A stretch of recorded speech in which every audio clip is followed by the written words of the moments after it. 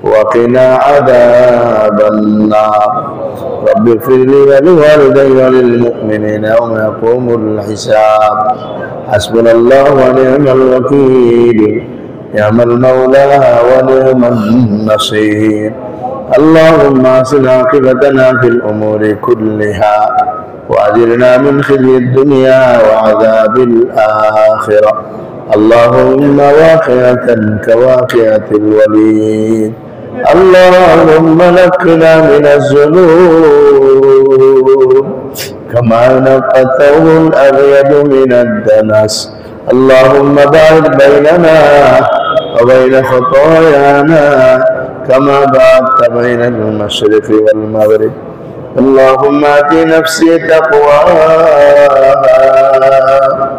وزكها أنت خير من زكاها أنت وليها ومولاها أنت وليها ومولاها اے کریم اے جلال اکرام গুনাহগার খতকার সিয়াকার বান্দা اے আল্লাহ কোরআনুল কারীম থেকে কিছু আলোচনা করে আপনার মুবারক দরবার হাত উঠাইছি আল্লাহ মেহেরবানি করে আমাদের জিন্দেগীর গুনাহগুলো maaf করে দেন আল্লাহ আমাদের জিন্দেগীর গুনাহগুলো maaf করে দেন আমাদের আব্বা আম্মা ভাই বোন আত্মীয় স্বজন পাড়া প্রতিবেশী বন্ধু বান্ধবের গুনাহগুলো maaf করে দেন तमाम জগতের মুসলমানদের গুনাহগুলো maaf করে দেন আল্লাহ আপনি আমাদের সবাইকে কবুল আর মঞ্জুর করে নেন আল্লাহ আপনার সন্তুষ্টি মোতাবেক জীবন যাপন করবার তৌফিক দান করেন আল্লাহ অন্যায় অনাচার পাপাচার নাফরমানি অবাধ্যতা থেকে রক্ষা করেন আল্লাহ আপনার দ্বীনের খাদেম হিসেবে আমাদের সবাইকে কবুল করেন আল্লাহ আপনার দ্বীনের খিদমতের জন্য আমাদেরকে কবুল করেন আল্লাহ কিভাবে মানুষদের সেবা করলে মানুষ মুসলমানিত্বের মধ্যে মজবুত হয়ে যাবে আল্লাহ আপনি আমাদেরকে সেই তৌফিক দান করেন আল্লাহ প্রত্যন্ত অঞ্চলগুলোতে বিধর্মী আল্লাহ মুসলমানদেরকে বিধর্মী বানায় ফেলতেছে আল্লাহ আমাদেরকে সেখানে পৌঁছে যাওয়ার তৌফিক দান করেন আপনার নবী যদি থাকতো কত মেহনত করে তাদেরকে দ্বীনের দিকে নিয়ে আসতো এখানে আপনি আমাদের দ্বারা দ্বীনের কাজ নেন আল্লাহ আমাদের দ্বারা দ্বীনের কাজ নেন আল্লাহ জিহাদ মাস চলতেছে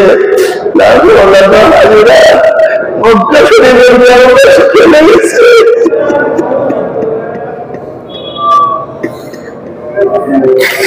বাবা করেন চতুর্দিকে লাভদায়িক লাভদায়িক ছেড়ে করিম সমস্ত হাজিদের হজকে কবুল করে দেন সবার হজকে কবুল করেন আল্লাহ আল্লাহর দোয়া আমিনের দোয়া মুজদালার দোয়া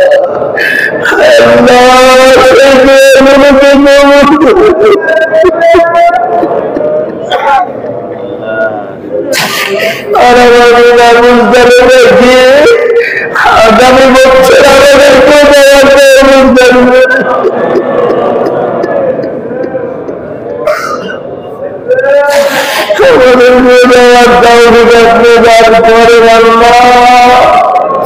যে গেছে তাকে বারবার যাওয়ার তৌফিক দান করেন যে যায়নি আল্লাহ তাকে তাড়াতাড়ি আপনার ঘর জিয়ারতের তৌফিক দান করেন রওজা পাকে গিয়ে মুহাম্মদের সাথে সাইয়্যিদুল মুরসালিন সাল্লাল্লাহু আলাইহি ওয়াসাল্লামের সামনে দাঁড়িয়ে হাজির সাথে রব্বির সালাম পেশ করার তৌফিক দান করেন এই করিম এই জলালের ইকরাম অন্যায় অনাচার পাপাচার জীবন থেকে দূর করে দেন আমাদের ছেলে মেয়েদেরকে কবুল করেন গুনাহমুক্ত জিন্দেগি তাদের দান করেন আল্লাহ ঈমানওয়ালা আমলওয়ালা নামাজওয়ালা দ্বীনওয়ালা জিন্দেগি দান করেন আল্লাহ দিনদার হিসেবে ওদেরকে কবুল করেন আল্লাহ দিনদার হিসেবে ওদেরকে কবুল করেন আল্লাহ ইসলামের বিরুদ্ধে দেশের বিরুদ্ধে বহুত ষড়যন্ত্র হইতে থাকে আল্লাহ ষড়যন্ত্রকারীরা বসে থাকে না আমরা খালি বসে থাকি আল্লাহ আমাদেরকে সব ষড়যন্ত্র থেকে হেফাজত ফরমান, এই ভূখণ্ডকে স্বাধীন রাখেন, এই ভূখণ্ডে আপনার কালিমার পতাকা উড্ডীন করার তৌফিক দান করেন, এই ভূখণ্ডে আপনার কালিমার পতাকা উড্ডীন করার তৌফিক দান করেন। এই ভূখণ্ডের মানুষের ভিতরে আপনার নবীর ভালোবাসা দিয়ে দেন, আপনার নবীর ভালোবাসা দিয়ে দেন না।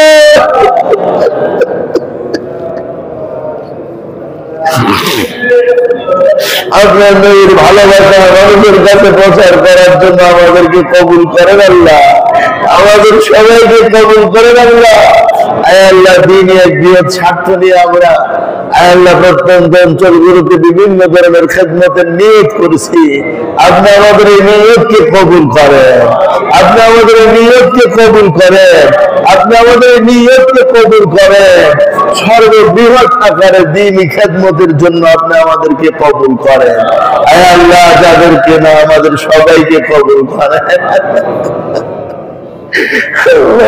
সবাইকে কবুল করেন, আল্লাহ আমাদের সবাইকে কবুল করেন। আল্লাহ আমাদেরকে কাজগুলো আঞ্জাম দেওয়ার তৌফিক দান করেন। আপনার গায়েবী সাহায্যের খাজানা আমাদের জন্য খুলে দেন, আপনার গায়েবী সাহায্যের খাজানা আমাদের জন্য খুলে দেন, আপনার গায়েবী খাজানার সাহায্য আমাদের জন্য খুলে দেন। আমাদের কাজকর্মের মধ্যে বরকত নসিব করেন, দ্বীনের জন্য খরচ করার তৌফিক এবং মানসিকতা দান করেন। আয় আল্লাহ, যে দ্বীনের জন্য যতটুকু খরচ হয় আল্লাহ আপনার চেয়ে কয়েক গুণ বেশি বরকত আপনি দিয়ে দিয়েন। আল্লাহ 10 গুণ তো আপনি কোরআনে ওয়াদা করছেন, আবার আরেক জায়গায় বলছেন ইন্নামা ইউওয়াফাস সাবিরুনা আজরাহুম বিগাইরি হিসাব। যার যা কিছু আপনি দিতে চান তো বেহিসাব আপনি দান করেন, আমাদেরকে বেহিসাব আপনি দান করেন। এই কারিমে জলজালাল ইকরাম জিলহাজ মাস চলতেছে, পুরা সময় দিনের বেলা রাতের বেলা ইবাদতের ভিতরে কাটাইবার তৌফিক আপনি দান করেন। আল্লাহ আমাদের মরহুম মুদ্দেগানদেরকে মাফ করে দেন। আল্লাহ আপনি আমাদের আব্বা আম্মাকে মাফ করে দেন, আমাদের উস্তাদ আমাদের পীর মাশায়েখদেরকে মাফ করে দেন, আমাদের ছাত্র আমাদের তালিবান ইলমদেরকে আপনি মাফ করে দেন। আল্লাহ আমাদের ছেলে মেয়েদেরকে আপনি সিহত আফিয়ত আমান দান করেন। আল্লাহ আপনি আমাদের সামনে কোরবানি আসতেছে, আমরা যেন আপনাকে রাজি খুশি করে কোরবানি করতে পারি, অনেক ভাই টাকা পয়সার অভাবের মধ্যে পড়ে আছে, আল্লাহ অভাব দূর করে দেন। আল্লাহ এই কুরবানির ইবাদত সবাইকে আঞ্জাম দেওয়ার তৌফিক দান করেন। আল্লাহ আমাদের মুশতাক ভাই মহব্বতের মানুষ পড়ে গেছে, আল্লাহ হুজুরের সাথে কবরে তাকে দিয়ে আসা হয়েছে। আল্লাহ মুশতাক ভাইকে মাফ করে দেন, আল্লাহ মুশতাক ভাইকে মাফ করে দেন, আল্লাহ মাফ করে দেন, আল্লাহ কুরবানিগুলো মাফ করে দেন। আল্লাহ আমাদের মসজিদের সূচনা কাল থেকে জনাব লাল মিয়ার যুগ থেকে নিয়ে এই পর্যন্ত যত মানুষের মসজিদের খেদমত করে গেছে, নামাজ পড়ছে, খতিব গাজী হক রহমতুল্লাহ আলাইহি, আইয়ুব মাওলানা আজিজ হক রহমতুল্লাহ আলাইহি, সময় আল্লাহ বিষ্ণু ওলামায়ে কেরাম এখানে ছিলেন। আল্লাহ সবার কবরকে জান্নাতের টুকরা বানায় দেন, যারা যায় তাদের বলে করে দেন। আল্লাহ মসজিদে এখন যারা আছে আমরা আল্লাহ ইমাম মুয়াজ্জিন খাদিম কমিটি মুসল্লি আল্লাহ হযরত মুফতি দরবার সাহেব সহ আল্লাহ আমাদের সবাইকে নেক হায়াত দান করেন। আল্লাহ মহব্বতের সাথে মসজিদের কাজগুলোকে আদায় নিয়ে যাওয়ার তৌফিক দান করেন। আল্লাহ মসজিদকে একটি মারকাজি মসজিদ বানায় দেন, সর্বপ্রকারে খেদমত এখান থেকে শুরু না হবে সেই তৌফিক দান করেন। মসজিদের সাথে মাদ্রাসা আছে, নাজাত মাদ্রাসা, রহমানিয়া মাদ্রাসাকে আপনি কবুল করেন। আল্লাহ সমস্ত জরুরত গায়বী খাজানাদের পুরা করেন। ছাত্র আসাদুজায়ে কেরামকে মাফ করে দেন। যত তালিবান ইলম আছে, স্কুলের হোক, কলেজের হোক, ভার্সিটির হোক, যত ছাত্র আছে সবাইকে আল্লাহওয়ালা বানায় দেন। যত উস্তাদ আছে সবাইকে আল্লাহওয়ালা বানায় দেন। যত গার্জিয়ান আছে সবাইকে আল্লাহওয়ালা বানায় দেন। যত সহযোগী আছে সবাইকে আল্লাহওয়ালা বানায় দেন। আল্লাহ আমাদের দোয়াকে কবুল করে।